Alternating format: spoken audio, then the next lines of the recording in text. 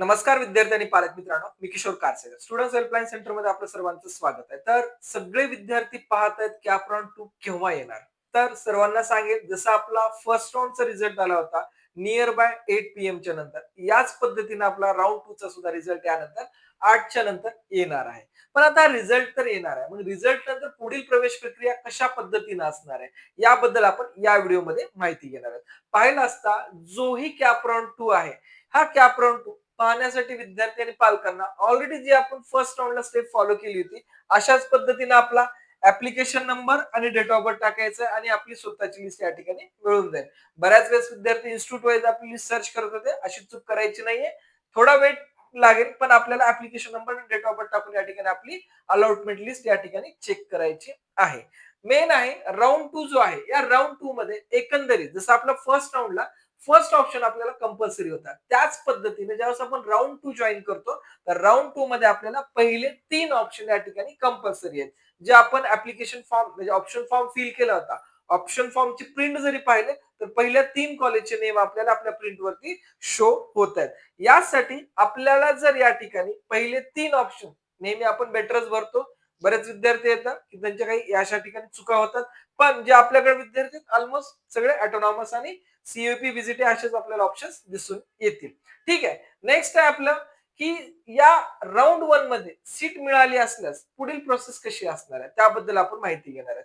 कारण बऱ्याच विद्यार्थ्यांना या ठिकाणी राऊंड 1 मध्ये अलॉटमेंट होती, अशा विद्यार्थ्यांना पुढील प्रोसेस कशी असणार आहे. तर लक्षात घ्या, जर आपल्याला राऊंड 1 मध्ये सीट एखादी अलॉटमेंट झाली आहे आणि जर आपण बेटरमेंट केलं असेल आणि राऊंड 2 मध्ये आपल्याला कुठली सीट मिळाली नाही, लक्षात घ्या, खूप महत्वाचा पॉइंट आहे.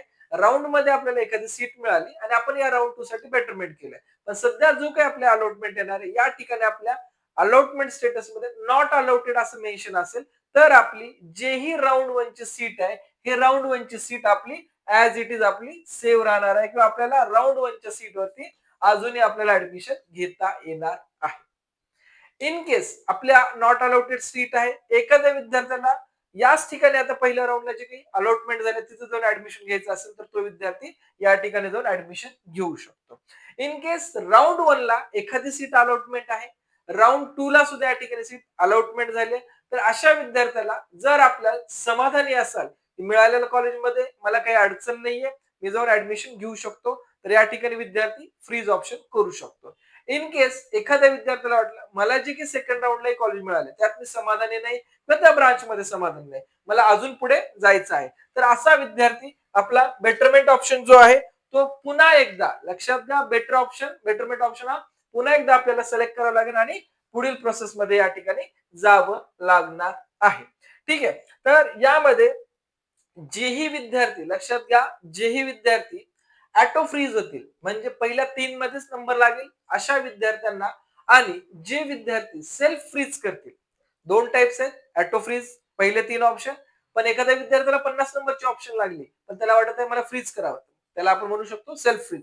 अशा दोन्ही कंडिशन मध्ये पुढील जेही 3 ते 4 दिवसाचा कालावधी आहे, या 3 ते 4 दिवसाच्या कालावधीमध्ये आपल्याला जे अलॉटेड इन्स्टिट्यूट आहे त्या अलॉटेड इन्स्टिट्यूटला जर आपल्याला रिपोर्ट करणं अनिवार्यच आहे. ठीक आहे, शब्द व्यवस्थित आहे का, अनिवार्यच आहे. असं नाही की आपल्याला या ठिकाणी पुन्हा जाऊ करू, असं नाही. आपण जर फ्रीज केला असेल तर पुढील 3 ते 4 दिवसामध्ये आपल्याला कॉलेजला रिपोर्ट करणं गरजेचं असणार आहे. ठीक आहे. आणि जे विद्यार्थी बेटरमेंट करतील अशा विद्यार्थ्यांना रिपोर्ट करायची काही गरज नाही.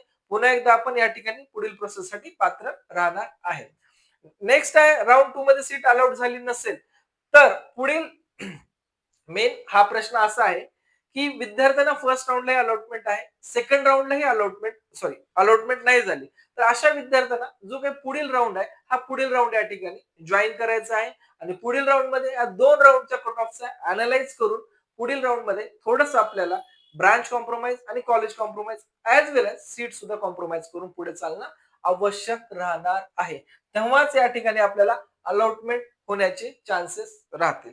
त्यामुळे ज्याही वेळेस आपली राऊंड 2 ची अलॉटमेंट येईल, अलॉटमेंट आल्यानंतर राऊंड 1 आणि राऊंड 2 यामध्ये एक्झॅक्टली किती पर्सेंटाईलचा डिफरंट आहे, किती रँकचा डिफरंट आहे, याबद्दल आपण चर्चा करणार आहोतच. ठीक आहे. Thank you for watching students helpline channel.